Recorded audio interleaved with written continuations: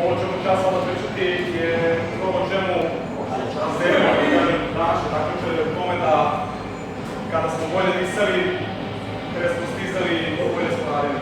Vlada ću s ovom priču o disanju, tehnika disanja svakako da je jedan od najvažnijih stavova u fizičku vežbu danas, jer zapravo od količine kiselnika koje mi proizvodimo zavisi koliko ćemo metara pretrčati, pretkriva, koliko ćemo kilograma podići i tako dalje. Također, disanje nam je veoma važno za topljenje masti, jer se gorevanje masti isključivo dolazi uz potrošnju kiselnika. Sada ću vam nacrtati da kažem, bit će možda lakše.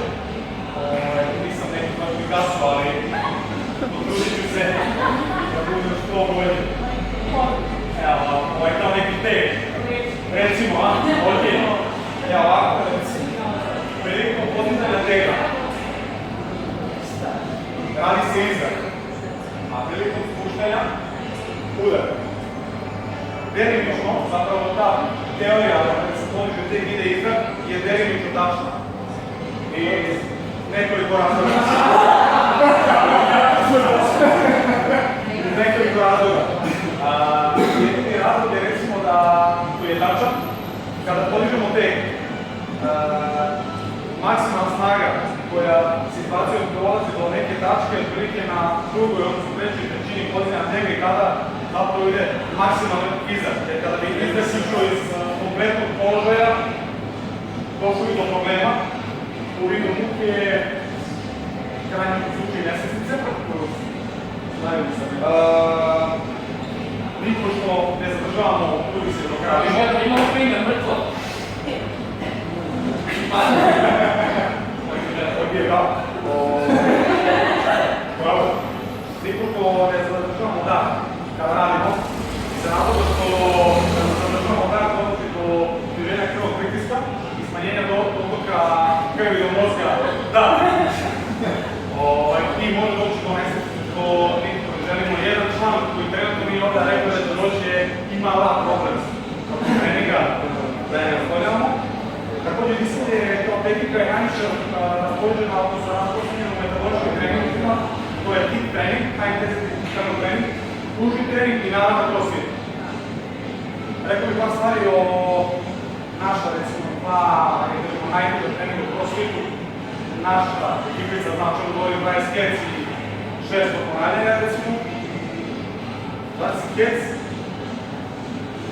da vas se dinamiku da ne znate, ali ovako ste vi radili nešto. Nećemo 3 vežbe dajemo, recimo po 10 ponavljanja, 3 vežbe i 21 minut vrtimo sve 3 vežbe.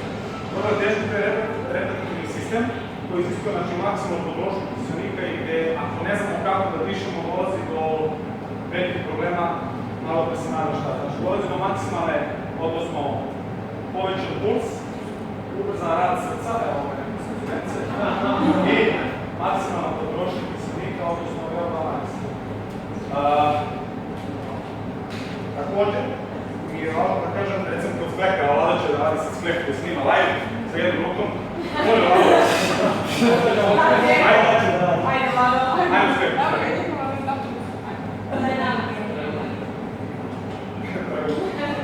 Idemo, Spleka.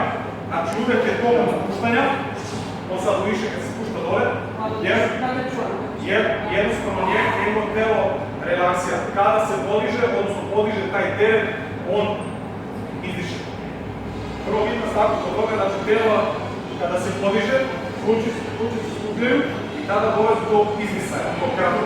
Kada se telo spušta, plući se šire i dolazi do jakog udaka koji nam treba za narednih 100 sprekova, recimo. Kod vrtijali, hvala možemo na vrti, udati u toku spreka dole, a izdati u tog nekog skoka. Prvo je važno da izdati delikatno gore, jer tada imamo tu maksimalnu pauzu do otvaranja tela i širenja pluća. Dolazite recimo nešto od pauza, gdje vas posiram, znači da znate svi maksimalno, znači 2 kratka udaka na nos i ekstenzivna izdak na usta, tako znate svi. Iz razloga što taj kratak udak nam pomaže telu da ubacimo dodatni volumen, vazduha koji u vidu kiselnika koji nam pomaže da se obnovimo, odnosno otvorimo maksimalno kroz to kratko trajanje pauze koje je recimo nekad 1 minut, nekad 30 sekunde, tako dalje. Kada smo umori, kad radimo kao što smo danas imali na takmičenju, dolazila akumulacija vazduha u ustima i vazduh postoje u ustima ništa neće ne dopušća. I to je pogubno, imali smo priliku Dekija, koji nije izgleda na kraju. Nadam se Dekije, molimo kolena da prekinja, ali imali smo priliku da smo baš namakon da je radio. Umorio se u jednom trenutku i to je bio kraj. Igor i Rade koji su radili konstantno, nisu imali tih problema jer su uhvatili jedan ritam i samo su radili ono što je Vlada malo podjasniti. U treningu je 600, to je recimo 6 težbi po 100 ponavljanja, to je ogroman broj, znači veliki broj ponavljanja u jednom treningu ili 125 težbi, dosta teško, mnogi jednostavno nisu radili, oni koji jesu znaju kako je osjećaj posle treninga i radili nekoliko dana posle tako. Pretimo su da radite onaj sistem, znači ne 120 ponavljanja da ponavljamo u 6 serija po 20 minuta, jer onda na telo ulazi neku naviku, već prva optimna stanica 60 ponavljanja, 57, narednih 23, narednih 15, ali da ga izgledamo od kraja. Nakon toga pauza za 15-20 sekundi nastavimo na sledeću vrstu. Sada ste mi svi generalno koji radimo nas u dobroj formi, dosta se brzo oporavljate, jedan razlog tome je disanje, a drugi razlog tome je promena vežbe na kojoj vas stalno forciram, odnosno udara na prvo noge, pa koji deo pa opet nogi i stalno vas mučim da jednostavno morate sami sebe da kontrolišete kroz to disanje, da li ste bili spremni sutra i tako dalje. Šta je još da kažem? Evo jedna zanimljiva sljedeća. Na kraju. Svi da. Mi smo možda jedna zanimljiva kad smo klijenta, ja se nadam da prošli sad. Stalno mi je poveđen tokom treninga. Zato što je zdravstveni pušač i nikako tu naviku slatko nije mogo da izbaci. I jednostavno stalno imamo te probleme. I jednom trenutku mi je rekao da mi personalni treneri razvijamo dušu i telo. Ja sam mu je rekao da za to pumio me gore. A da mi u suštini samo pomažemo klijentu da kroz njegov trening sa nama postamo najbolji u sebi, jer kroz trud, rad i zalaganje postane najbolje verzija sebe. Tako da eto, malo disanje, malo treningu.